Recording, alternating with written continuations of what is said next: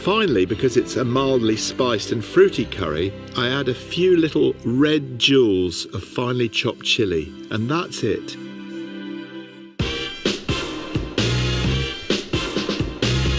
Right, thanks for that, Rick. Now, Richard, we're about to talk about your latest instalment, Thursday Murder Club, set in Fairhaven in Kent. Yes. So, the tenuous link is this lamb is from Kent. This is from Romney Marsh. That's so clever. In Kent. That's so clever. So, thanks. Was that your idea? It was the producers. So, I've got this beautiful piece of Saltmarsh lamb. It's a rump steak, so I'm going to get this in a pan, start cooking this off. And then to go with this, I've got a little potato dish, very, very simple. I'm going to get on with this. Like I said, the first thing I'm going to do is render the fat of the... I was going to say, have you rendered that fat? I am rendering it. Okay, good. And... It's good he's rendering it, guys. It's fine. Rendering, okay, good to know. They were worried you weren't going to render it. And then I'm going to start the sauce in just a bit. Now let's talk about the now #1 best-selling book, which came out on Thursday. Yeah. Obviously, it's #1 best-selling. Come on. So this, like I said, it's the 5th book in the latest instalment. Yeah. So tell us, give us a brief kind of synopsis. Yeah, so what happened. Thursday Murder Club are back. They've had a year off because I started another series called We Solve Murders. So they had a year off, and at the end of the previous book, one of the characters, Elizabeth, who's the former spy, she had a very hard time of it. So I wanted to bring her out of herself again, see what everyone was up to. So I just had the idea of she's sitting on a bench, and a man comes up to her and says, "Somebody's trying to kill me, can you help?" And suddenly her heart jump starts again, and she's back in the game, so everyone's back in the game. And then I read this thing. Do you know what cold storage is? So cold storage... Now I do. Yeah, tell us what... So you have a family relative in cold storage? Well, he's not in cold storage. I mean, that's a hell of a way to break the news to me. It's quite mafia-like, isn't it? It's this idea that if you're a criminal, we always think, well, what's the best place to hide all your secrets? A cold store. Is on what? It would have been on a computer. Like you get the best computer you can get, you hide it online and no one can hack it. Now everyone can hack everything.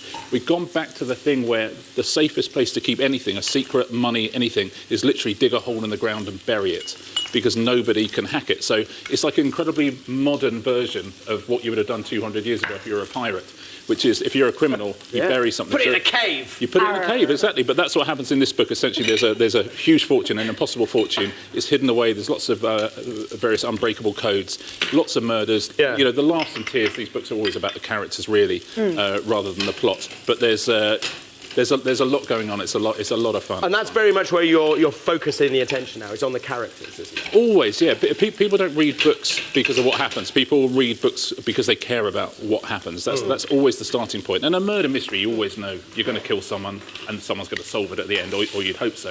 But you want to enjoy that ride. You want to, be amongst friends.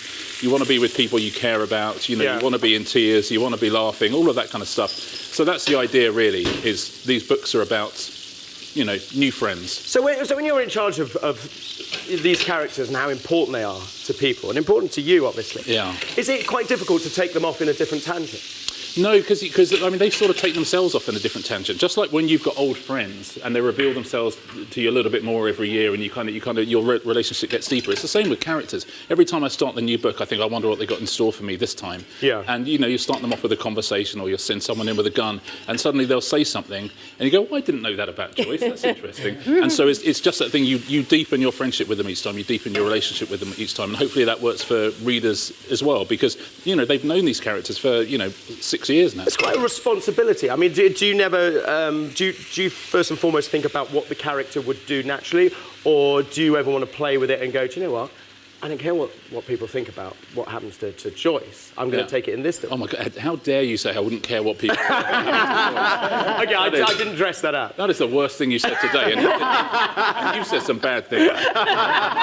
No, genuinely, in my head, my heart, they're very real. So actually, a lot of the time they lead me, and they'll say something, and suddenly the plot becomes different. I don't plan my plots at all. I try and I just. It's quite renegade. I see what happens. Well, lots of people don't. Lots of writers don't. It's more fun. And I figure if I don't know what's happening, if I'm being taken by surprise, then hopefully readers are taken by surprise as well.